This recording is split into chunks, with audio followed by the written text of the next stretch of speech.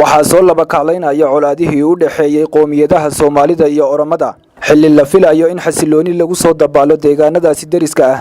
dhacdadii ugu dambeysay waxay dhacday 48 saac ee u dambeeyay waxaana la soo xaqiijiyay in dad Soomaali ah oo 10 qof ka badan lagu dilay deegaanada Baabili iyo Tuule Guuleed kadib markii ay dad hubaysan oo ka tirsan Oromada ay soo weerareen halkaasi. Maydadka dadkii la dilay oo la keenay magaalada Jigjiga waxaa ka dhashay dareen shacab oo aad u xoogan iyadoo boqolaal qof ay iskugu soo baxeen isbitaalka hortiisa isla markaasina ay xidheen weer guduudan oo ay kaga soo horjeedaan arrinkaasi. dad kala duwan oo Soomaali ah oo aan la xiriirnay waxa ay sheegeen in ciidamo hubaysan oo Oromo ah ay weerar ku hayaan tuulooyinka xuduudaha ku yaala ee Soomaalida.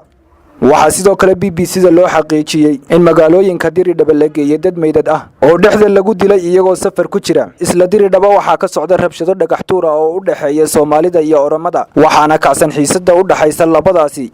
madaxweynaha ismaamulka Soomaalida Leema Magaris oo la hadlay warbaahinta Itoobiya qaarkeed ayaa sheegay in uu ka xun yahay dhacdadaasi wuxuuna ku baaqay in dagaalada la joojiyo. ninka lagu magacaabo Jawhar Maxamed oo ah nin caan ah una dhaqdhaqaaqa arrimaha Oromada ayaa tacsiyadeeyay Soomaalida la dilay wuxuuna sheegay inuu aad uga xun yahay waxa dhacay. fariin uu ku soo qoray bogiisa Twitter-ka ayuu ku yidhi waxaan ka xumahay dadka Soomaalida ah ee la laayay iyadoo uu meesha ka baxay madaxweynihii Cabdi Maxamuud Cumar iyo kuwii kale isku diri jiray dadka. wuxuuna intaasi ku daray codsi uu soo jeediyay Soomaalida oo ah inaanay argoosanin. taliyihii booliska Itoobiya Saynu Jamal laanta af Amxaariga ee BBC-da ayaa sheegay inay xidhan yihiin ilaa 50 Oromo ah kuwaasoo la sheegay inay qayb ka yihiin rabshadahaasi dhacay.